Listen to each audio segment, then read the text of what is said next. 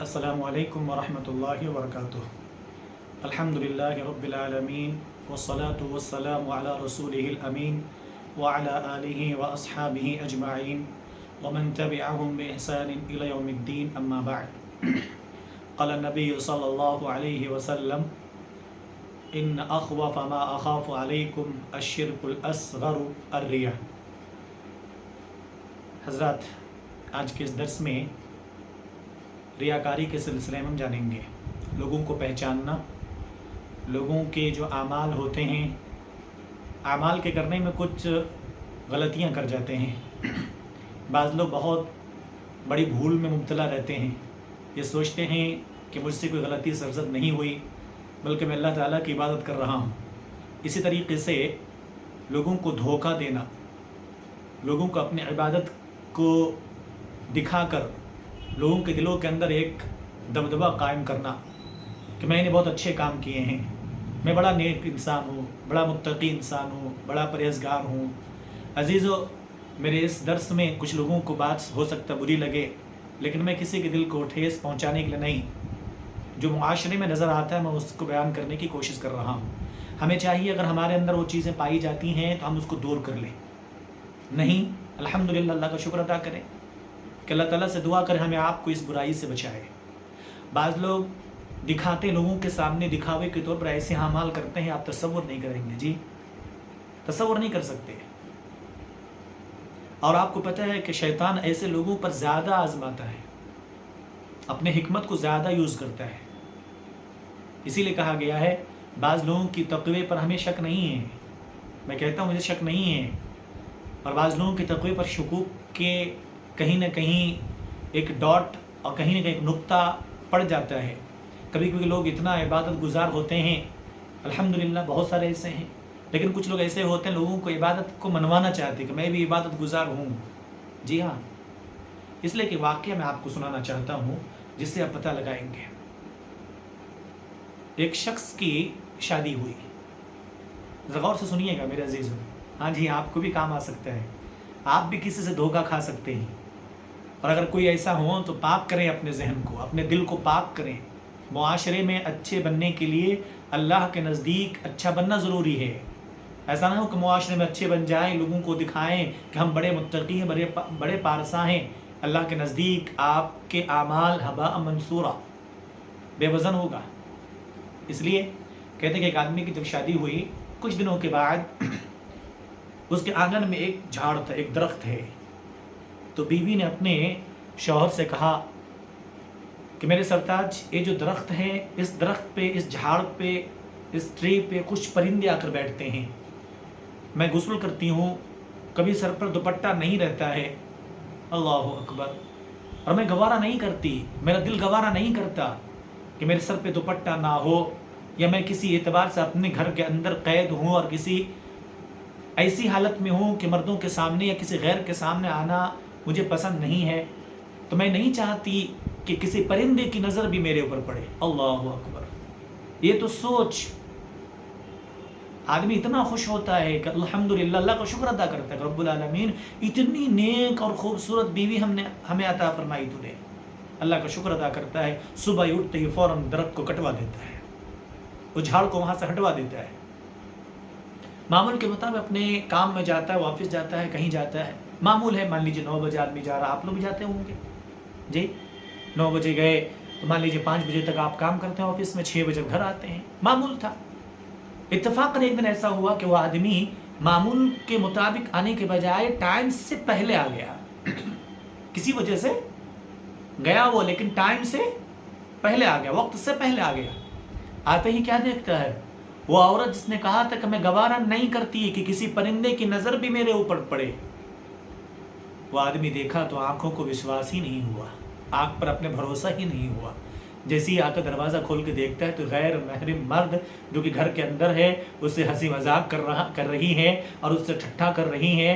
और किसी ऐसी कंडीशन में देखकर, इस मोमेंट को देखकर वो कैसे इंसान बर्दाश्त कर सकता है कि रात को जिसने कहा हो कि दरख्त कटवा दो ताकि परिंदों की नज़र मेरे ऊपर ना पड़े, आज देखो तो गैर मर्द के साथ हंसी मजाक कर रही है।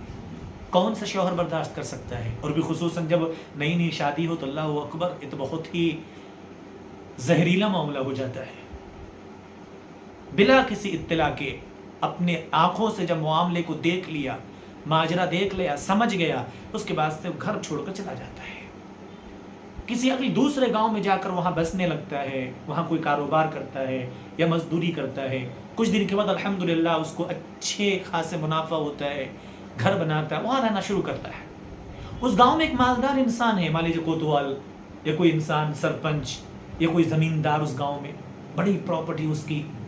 اتفاق سے اس زمیندار کے گھر میں ایک دن چوری ہو گئی، لوگ پریشان ہیں، انکوائری چل رہی ہے، کسی کا پتہ نہیں چلا، لیکن ایک آدمی جو اس کے گھر میں آنا جانا کرتا تھا، ایک بڑے ہی بزرگ انسان، بڑے ہی پارسا انسان، بڑے ہی متقی، بڑے چرچے ان کے تقوی کی،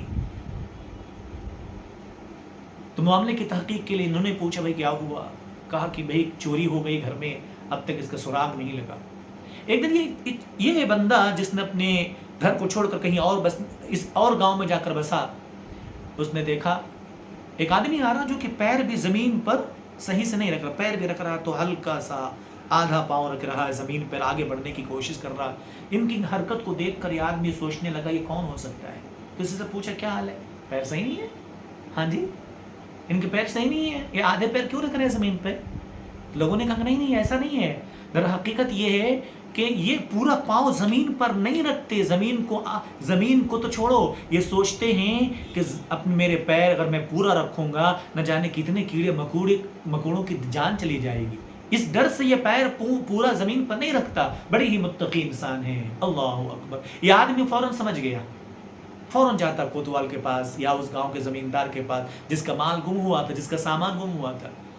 اس نے کہا کہ حضرت اگر آپ جان کی امان دیں، اگر آپ مجھے اجازت دیں تو میں کچھ کہوں آپ کے معاملے میں؟ کہا بالکل کہیے۔ کہا کہ معاملہ مجھے سمجھ میں آ گیا اور میں سمجھتا ہوں آپ کی چوری، آپ کے وہ دوست یا آپ کے وہ متقی انسان جو آپ گھر میں آنا جانا کرتا ہے، میں کہتا ہوں کہ چوری اسی نے کی ہے۔ زمیندار یا اس کوتوال چونک اٹھتا ہے، آپ یہ کیسے کہہ سکتے ہیں؟ پہلے تو غصہ کیا، آپ ایسا کیسے کر سکتے ہیں؟ ہمارا سب سے قریبی اور سب سے متقی انسان ہے، اس علاقے کا سب سے زیادہ تقوی شعار انسان ہے۔ انہوں نے کہا معاملہ کی تحقیق کیجئے، چور یہی ہے۔ تحقیقات شروع ہوئے، تحقیق کرنے لگے، حقیقی جب اس گھر کی تلاشی لی گئی پتہ لگا چور تو یہی ہے، چور تو یہی ہے۔ تب اس نے پوچھا کہ معاملے کے بارے میں دریافت کیا کہ آپ کو آخر ایسا کیسے معلوم ہوا؟